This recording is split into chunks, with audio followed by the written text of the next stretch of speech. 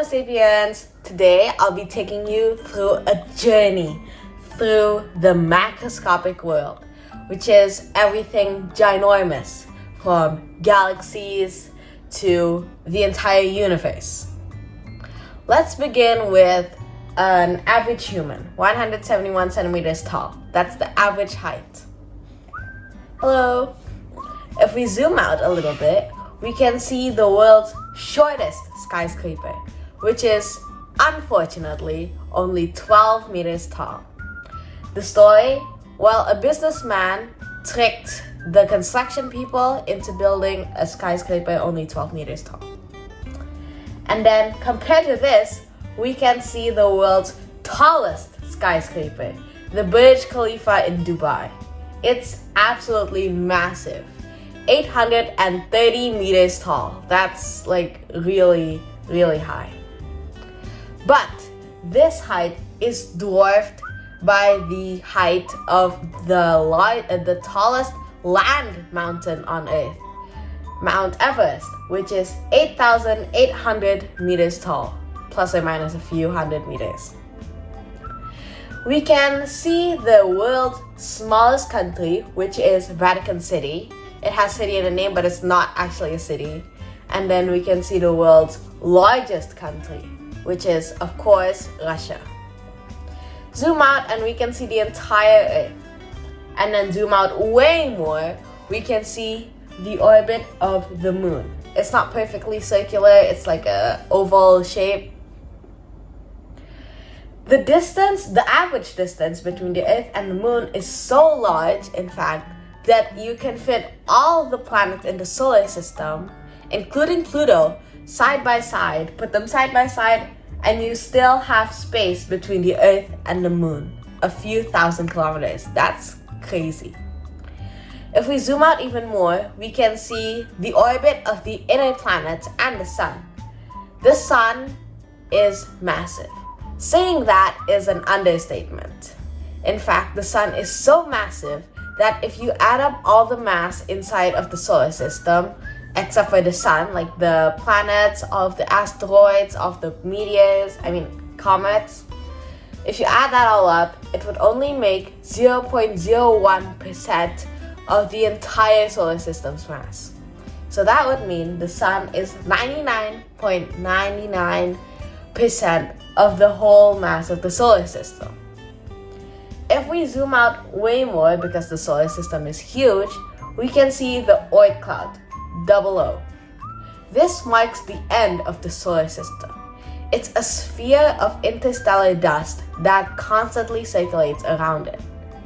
Voyager 1 and Voyager 2 are two probes that are being sent out to space to explore the universe. They will cross the Oort cloud in a few thousand years. You probably would not be alive by the time that happens. If you've been paying attention to the scale down there, you can see that I am now using AU, which is astronomical unit. That is the distance between the Earth and the Sun. At the scale that I am going to use later, an astronomical unit is astronomically small. So now I'm going to use light years, which is the distance that light travels in a year. And because light is very fast, most people cannot memorize it. So it is simply denoted with E, which is, ta-da, that much. It is really fast.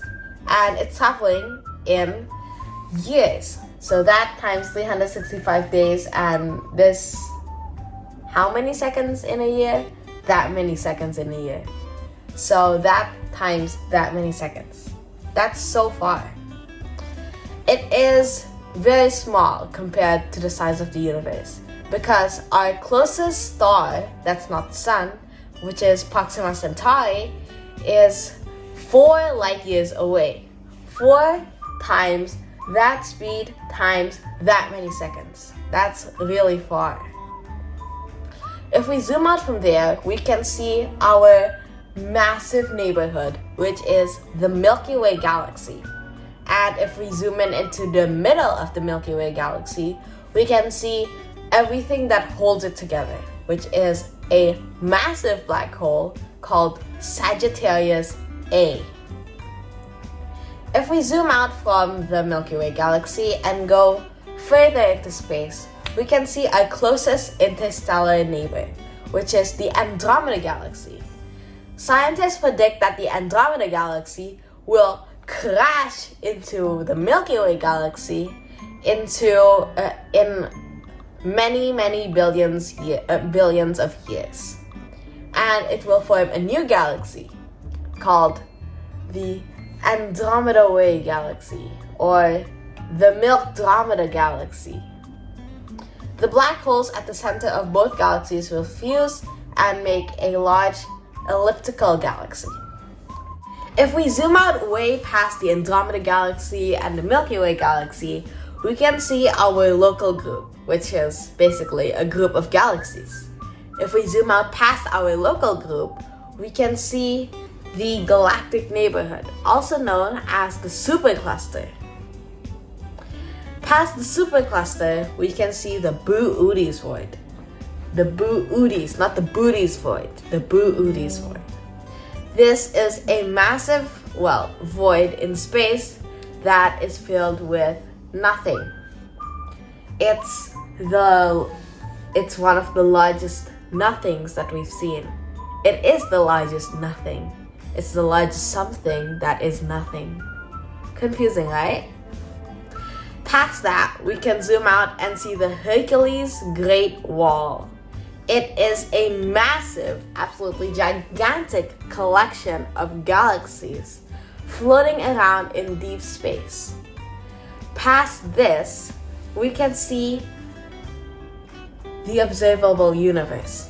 Past the observable universe, we can, observe nothing, because that's not in the observable universe. It's the not observable universe.